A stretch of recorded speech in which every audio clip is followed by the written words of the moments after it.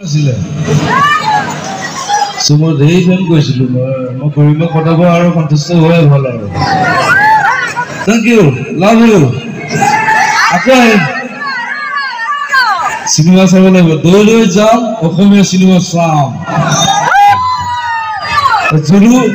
Zulu এখন ইংলিছত বনাও বাঘ বুলি আহিছে এখন সাগৰ বুলি এখন আহিছে থ্যাংক ইউ লাভ ইউ মুক্তা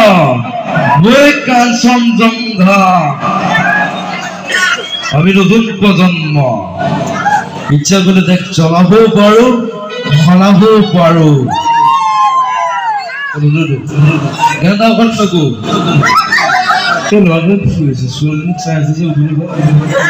বিয়া পাতিলে খেলিব নহলে আমাৰ কেইটামান প্ৰশ্ন আছে আপোনাৰ আপুনি বৰ্তমান ইমান দূৰৰ পৰা আমাৰ মাজত উপস্থিত হৈছে মই অলপ গুৱাহাটী গৈ আহিছো মই তাত কৈছো টপা কৈছো 150 160 কৈছো আৰু টপা তাৰ কাৰণে ধন্যবাদ আপুনি বৰ্তমান আমাৰ উঠি অহা প্ৰজন্মক কি ক'ব বিচাৰে কৈছো ভাল কাম কৰি যা ভাল হেৰি তোমাৰ ভাল কাম কৰি যা মই আছো তোৰ বেকত কথা লৈ আৰু আপোনাৰ কিবা মুক্তি হোৱা চিনেমাৰ বিষয়ে ক'ব নেকি আগন্তুক জুলু বুলি এখন আহি আছে এইখন বাহিৰত শ্বুটিং হৈ আছে বাৰু নতুন প্ৰজন্মবিলাক লৈ লৈছো মই চিনেমা চবেই চাব লাগিব চিনেমা চাব নাই চবেই চাব খাতা মই চিনেমা বনাই যাম 100 টকা দি চালেই হ'ল জুবিন দা আপোনাৰ কিছুমান বিখ্যাত ডাইলগ শুনিবলৈ আমি যদি শুনো আমি নথৈ আনন্দিত হ'ম গতিকে আপোনাৰ কিছুমান বিখ্যাত ডাইলগ আমি শুনিব বিচাৰিম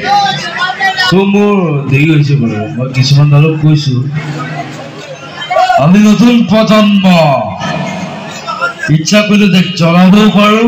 সলাবও পাৰো থ্যাংক ইউ লাভ ইউ মোৰ দেৰি হৈছে মানে শ্বুটিং এখন চলি আছে থ্যাংক ইউ লাভ ইউ বৰ্তমান চলি থকা ৰাজনীতিৰ বিষয়ে আপুনি কি ক'ব